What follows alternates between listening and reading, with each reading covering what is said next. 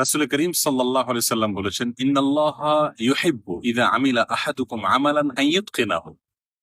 অর্থাৎ আল্লাহ সুবহানাহু ওয়া তাআলা পছন্দ করেন যে তোমাদের কেউ কোনো কাজ যদি করে, সেটা দুনিয়ার কাজ হোক, আখিরাতের কাজ হোক, যে কেউ কোনো ভালো কাজ করবে, কোনো কাজ করবে, সে যেন সেটাকে ইতকানের সাথে করে, সুন্দরভাবে করে, যথাযথভাবে করে, সর্বোত্তম উপায়ে করে।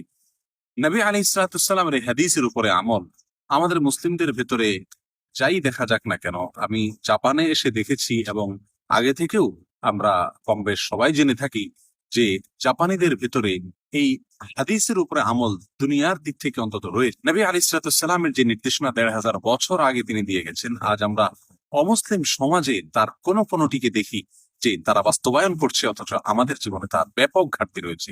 তাই আসুন, যে কোনো কাজ করি আমরা, সেটা আখিরাতের আমল হোক অথবা দুনিয়ার কোনো কাজ হোক, সেটাকে সর্বোত্তম সুন্দরভাবে, সর্বোচ্চ ভালোভাবে, যথাযথভাবে আমরা যেন করি। কোয়ালিটির ব্যাপারে যেন আমরা কম্প্রোমাইজ না করি। তাহলে ইনশাআল্লাহ আমরা বেস্ট মুসলিম হতে পারবো। আমাদের সে কাজ হবে আল্লাহ সুবহানাহু ওয়া তাআলার প্রিয় কাজ। আমরা জাপানিদের কাছ থেকে শিক্ষাটা নিতে পারি। আজ আমরা মুসলিমরা যদি প্রতিটি কাজকে সেরকম কোয়ালিটি মেনটেন করে করতে পারি, তাহলে ইনশাআল্লাহ আল্লাহ সুবহানাহু ওয়া তাআলার প্রিয় পাত্র হবো এবং আমাদের দুনিয়া এবং আখিরাত উভয় জগতেই আমরা সমৃদ্ধ হতে পারবো।